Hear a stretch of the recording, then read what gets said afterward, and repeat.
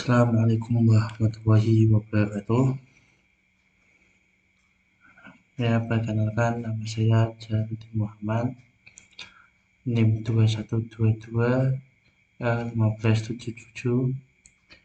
Di sini saya akan mempresentasikan tentang awal mula bimbingan karir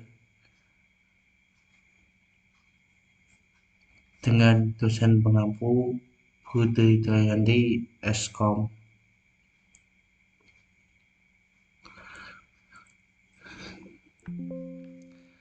Ya, kita langsung saja mulai presentasi kali ini dengan pengenalan bimbingan karir dan faktor pendorong kemunculannya.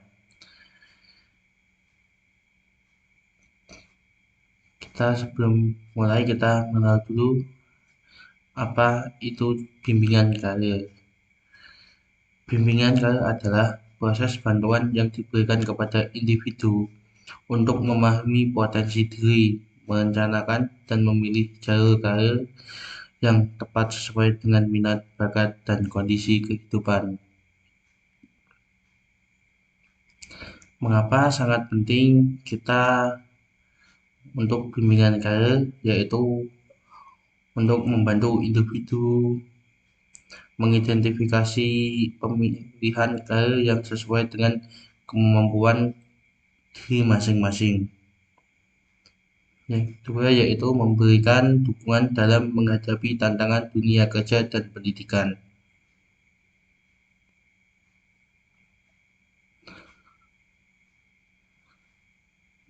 Bimbingan karir dapat dilakukan dalam berbagai konteks seperti di sekolahan melalui guru BK, perguruan tinggi, lembaga pelatihan, atau bahkan tempat kerja melalui divisi pengembangan SDM.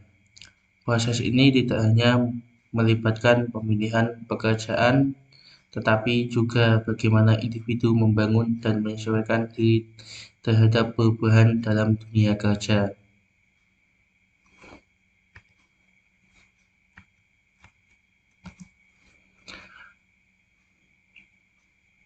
Lima faktor pemunculan bimbingan karir yaitu kehidupan demokrasi, perbedaan individual, pengembangan norma dan nilai. Adapun kehidupan demokrasi yaitu individu bebas menentukan arah hidup dan pekerjaan. Perbedaan individual yaitu pembimbingan sesuai keunikan perilaku dan penyesuaian individu. Perkembangan norma dan nilai, konflik norma terutama pada masa remaja. Fakta lanjutan dan peran bimbingan yaitu dibagi menjadi tiga, yaitu masa perkembangan anak, di mana perlu pemahaman individual pada masa perkembangan tidak lazim. Kedua, peran pembimbing, bantuan kontinu agar individu memahami diri dan lingkungan, yaitu dengan bantuan oleh seseorang, orang tua, contohnya seperti guru gitu. Yang ketiga yaitu perkembangan industri, the right man on the right job, memahami kemampuan dan pekerjaan.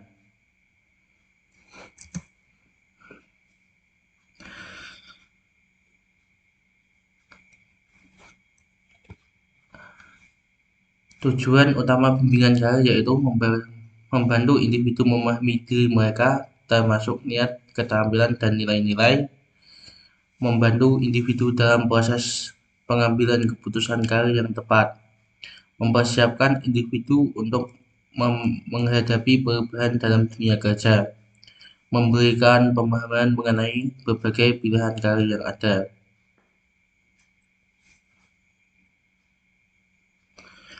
Pentingnya bimbingan karir bagi siswa. Bimbingan karir membantu mereka untuk memilih jurusan yang sesuai dengan minat dan bakat, mengurangi bimbingan dalam memilih pekerjaan setelah lulus. Ya, seperti kita yang dulunya murid SMK atau sekarang sebagai mahasiswa, kita tentu kita memilih jurusan kita yang sukai masing-masing. Contohnya kita sebagai teknik informatika, karena kita sudah memilih itu, kita harus mengembangkan bakat kita di bidang informatika. Adapun tugas guru sebagai pembimbing yaitu satu, pendidik, pemeliharaan dan penerus sistem nilai, penerjemah nilai melalui interaksi, penyelenggaraan proses pendidikan formal dan moral. Kedua, sebagai pengajar yaitu perencana proses belajar mengajar antara guru dan murid, pelaksanaan dan pemimpin kegiatan belajar. Ketiga, penilai keberhasilan belajar.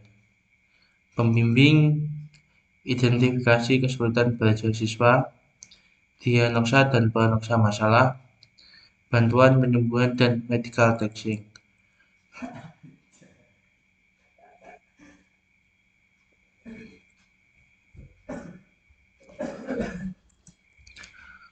Awal pelaksanaan bimbingan karir. Bimbingan karir dimulai bertahap, yaitu pertama kali dimulai dengan perkembangan siswa, bimbingan optimal perkembangan dan pengambilan keputusan. Dua, sejarah bimbingan karir berawal informal dan formal sejak lahir generasi manusia. Tiga, dengan peran guru di bidang studi juga fasilitator bimbingan karir. Paket bimbingan karir itu dibagi 5. 1. Paket pemahaman diri. Kenali potensi, minat, bakat, dan cita-cita siswa. Yaitu kalau kita sebagai guru nanti kita harus membimbing gimana mengenali potensi siswa kita, minatnya mereka, bakat, dan cita-cita siswa tersebut. Kita harus mendukung dan menyupport semua yang mereka inginkan. Yang paket kedua yaitu nilai-nilai. Memahami nilai dalam diri dan kemasyarakatan. Kita harus memahami nilai pada diri kita sendiri dan nilai yang harus kita terapkan di masyarakat. Adapun yang ketiga, pemahaman lingkungan, informasi pendidikan, daerah, dan jabatan. Kita harus memahami paket lingkungan yang kita harus mengambil yang baik. Paket yang keempat adalah hambatan dan solusi. Identifikasi dan atasi hambatan karir. Seperti kita mempunyai keinginan atau cita-cita kayak kita sebagai seorang programmer. Kita contohkan begitu ya. Ya, kalau kita ingin menjadi programmer, kita harus belajar. Dan di belajar itu kita harus membutuhkan suatu alat. Seperti laptop, PC, dan yang lain-lain. Adapun hambatannya yaitu di keuangan ekonomi. Dan kita harus mencari solusi. Gimana kita agar bisa melaksanakan karir kita terwujud karena ada hambatan tersebut. Kita harus bisa mencari solusinya. Kita harus mencari satu-satu atau gimana gitu. Paket yang kelima yaitu perencanaan masa depan. Menyusun dan mengelola informasi diri, keputusan karir. Kita harus merencanakan masa depan kita sendiri dan juga membutuhkan pembimbing. Kita menyusun dan mengolah informasi diri kita sendiri. Kita memikirkan karir kita yang akan kita wujudkan seperti apa nantinya. Bidang bimbingan pribadi dan sosial. Bimbingan pribadi yaitu membantu siswa atasi masalah perkembangan sikap positif, yaitu ketika siswa mempunyai masalah, kita sebagai guru ditanya gimana menghadapi solusi gini. Kita harus bisa membantu siswa tersebut dan kembangkan sikap positif kita. Kita harus mendukung. Bimbingan sosial, mengembangkan interaksi sosial dan sikap karakter baik. Kita di masyarakat luas, kita harus berinteraksi secara sosial dan bersikap baik. Tidak boleh bersifat yang jelek. Perbedaan antara bidang bimbingan pribadi dan sosial.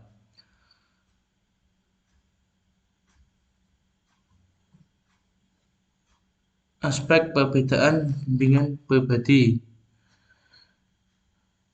Fokus utama masalah internal individu seperti emosi, kepribadian, dan pengembangan diri. Kalaupun di bimbingan sosial yaitu hubungan individu dengan lingkungan sosialnya, termasuk teman, keluarga, dan masyarakat. Tujuan membantu individu mengenal dan mengembangkan dirinya, mengatasi masalah pribadi serta mencapai kesejahteraan fisiologis. Tujuan dari bimbingan sosial adapun membantu individu menyesuaikan diri secara positif dan interaksi sosial dan membangun hubungan yang sehat dengan orang lain.